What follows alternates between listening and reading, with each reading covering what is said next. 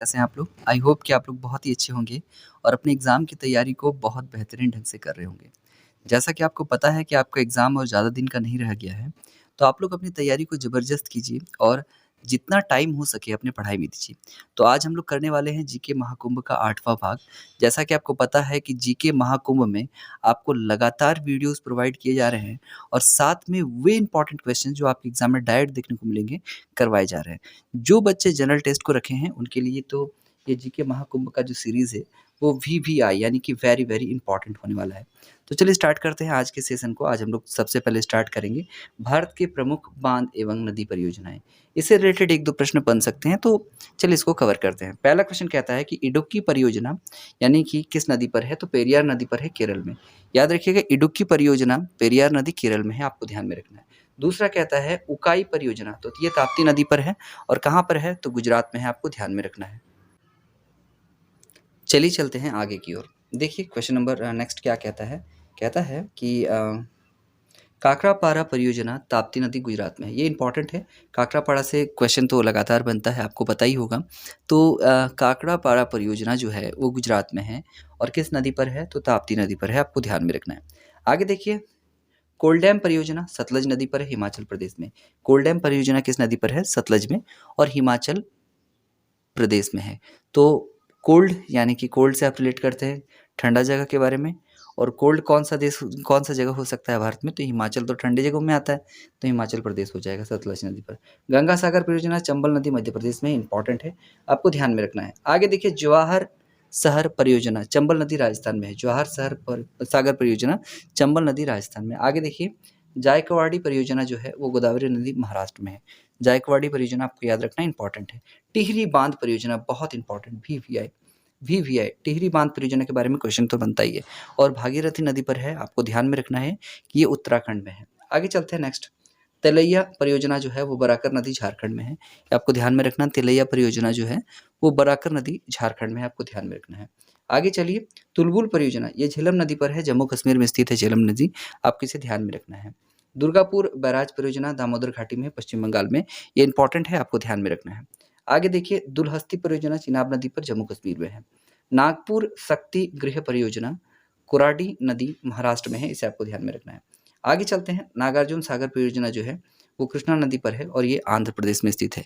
कृष्णा नदी आंध्र प्रदेश, आपको ध्यान में रखना है। नागार्जुन सागर, नागार्जुन देखिए यहाँ पे अर्जुन की बात आ रही है और अर्जुन से रिलेट करते हैं हम लोग कृष्णा को, तो नागार्जुन सागर परियोजना कृष्णा नदी पर है और कहाँ पर है? तो आंध्र प्रदेश में, आपको ध्यान में रखना है।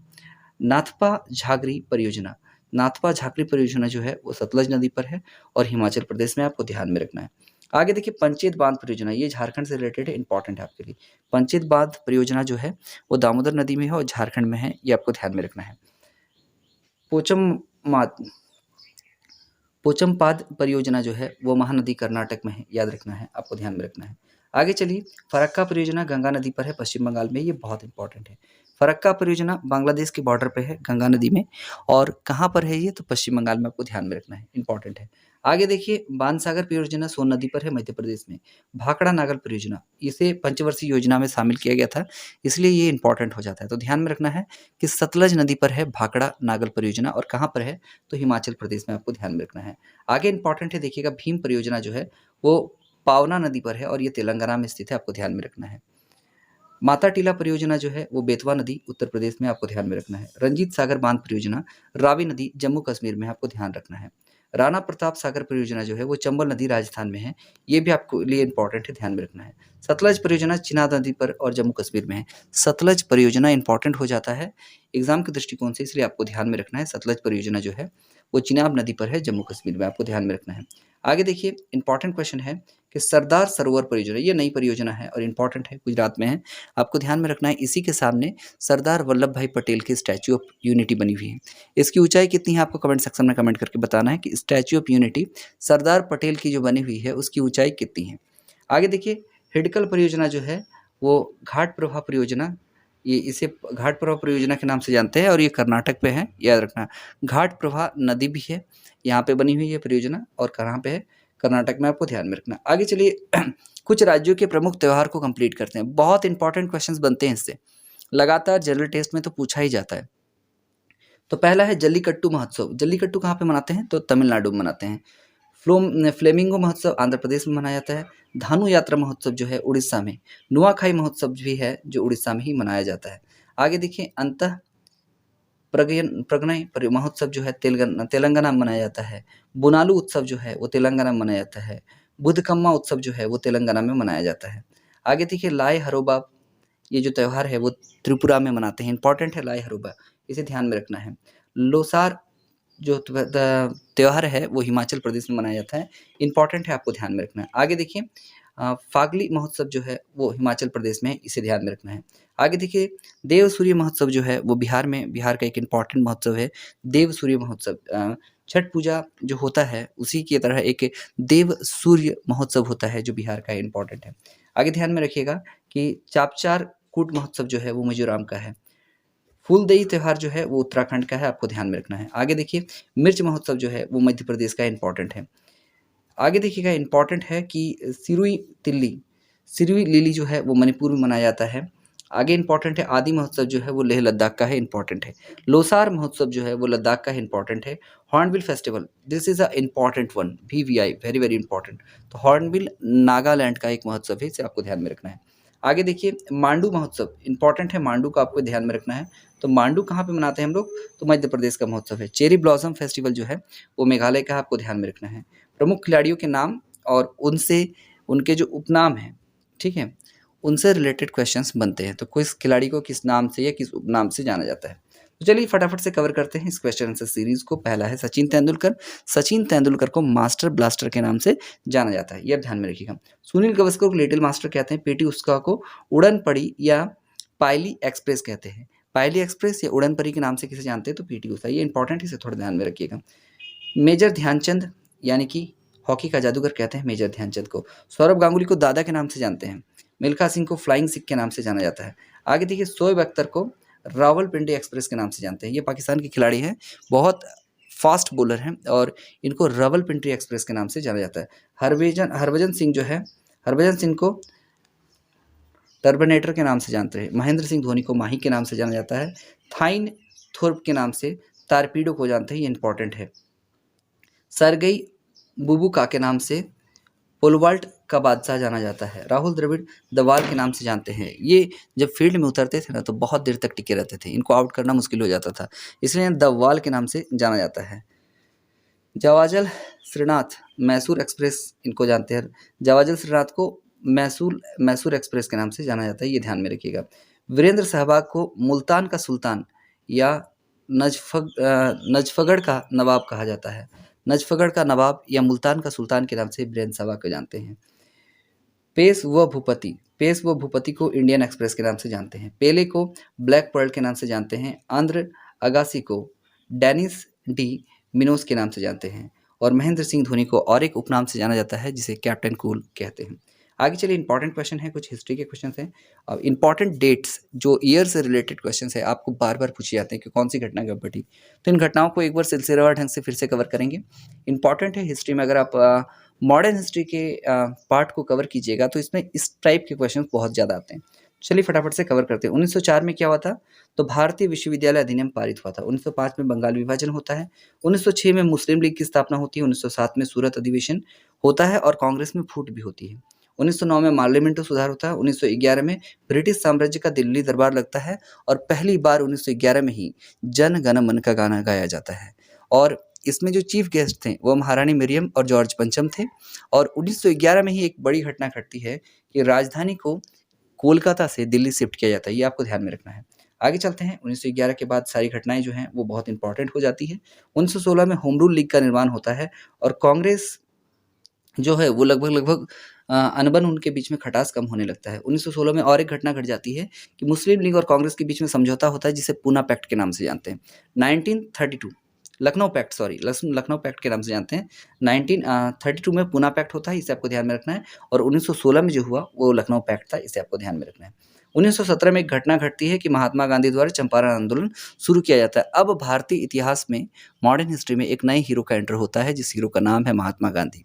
महात्मा गांधी भारतीय इतिहास का वो सूरमा है जिसके बारे में जितनी व्याख्या की जाए, जितना ज़्यादा कहा जाए कम होगा। अगर गांधी के बिना मॉडर्न हिस्ट्री को बात करें तो एक बेवकूफ़ी आप इसे कह सकते हैं। तो महात्मा गांधी ऐसे ही राष्ट्रपिता नहीं कहे जाते, उनमें बहुत सारी क्वालिटियाँ थी। क्वालिटी को अगर गिनने जाएँ तो वीडियो बहुत बड़ा हो जाएगा, तो चलिए आगे चलते हैं। 1917 में महात्मा गांधी द्वारा चंपारण आंदोलन होता है। 1919 में रॉलेट एक्ट होता है और 1919 की एक इम्पॉर्टेंट घटना आप याद रखिएगा।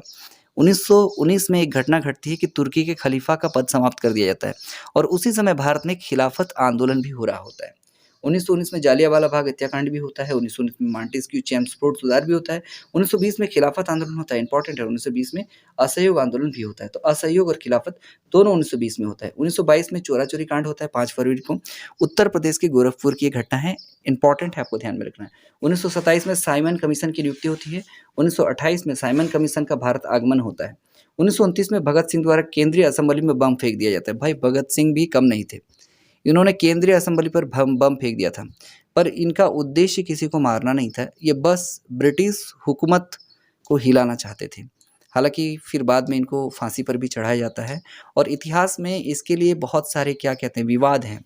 कुछ लोग कहते हैं कि गांधी जी ने उनका साथ क्यों नहीं दिया, कुछ लोग कहते हैं गांधी जी चाहते तो भगत सिंह की फांसी रुक सकती थी। तो बहुत सारी बातें हैं, इन बातों पर नहीं जाना है। तो फिलहाल आप इतना ही जानिए कि केंद्रीय असेंबली पर जो बम फेंका गया था, वो भगत सिंह के द्वारा 1929 में फेंका गया था। 1929 की एक और घटना आपको याद आनी चाहिए कि कांग्रेस द्वारा पूर्ण स्वतंत्रता की मांग की गई थी। 1930 में सविनय अवज्ञा आंदोलन इम्पॉर्टेंट है और 1930 में दांडी यात्रा की थी 72 अनुयायियों के साथ महात्मा गांधी ने। साबरमती आश्रम से लेकर दांडी की यात्रा पैदल की थी। वहाँ पे नमक कानून तोड़ा था और बता दिया था अंग्रेजी सरकार को कि अगर आप हमारे बुनियादी चीज़ों पर कर लगाएंगे तो हम अपनी बुनियादी चीज़ें तैयार करने में खुद सक्षम हैं। तो आगे इंपॉर्टेंट है, 1930 की एक घटना है, पहला गोलमेज सम्मेलन होता है। 1931 में दूसरा गोलमेज सम्मेलन होता है, इंपॉर्टेंट है। 1932 में तीसरा, 31, 32, 33 तीनों गोलमेज सम्मेलन, इसे आपको ध्यान में रखना है, इंपॉर्टेंट है, बार-बार क्वेश्चन इससे बनते हैं। आगे देखिए 1932 में सांप्रदायिक निर्वाचन प्रणाली की घोषणा होती है। 1932 में मैंने अभी आपको बताया पूना पैक्ट होता है, किनके बीच में? महात्मा गांधी और बी आर अम्बेडकर के बीच में। अम्बेडकर ने क्या मांग किया था? वो मांग कर रहा था कि हमें दलितों के लिए अलग निर्वाचन क्षेत्र चाहिए। तो गांधी जी इसके लिए तैयार हो गए थे, ये इंपॉर्टेंट घटना है, इसे आपको ध्यान में रखना है। 1942 में भारत छोड़ो आंदोलन होता है, 1942 में क्रिप्स मिशन का आगमन होता है। क्रिप्स मिशन कह लीजिए कि अंग्रेजों की एक चाल थी कि भाई भारतीयों को अब हम लोग छूट दे रहे हैं कि तुम अपना संविधान बना लो। तो ये एक प्रकार की चाल थी। तो क्रिप्स मिशन कब आता है? 1942 में, इसे आपको ध्यान में रखना है।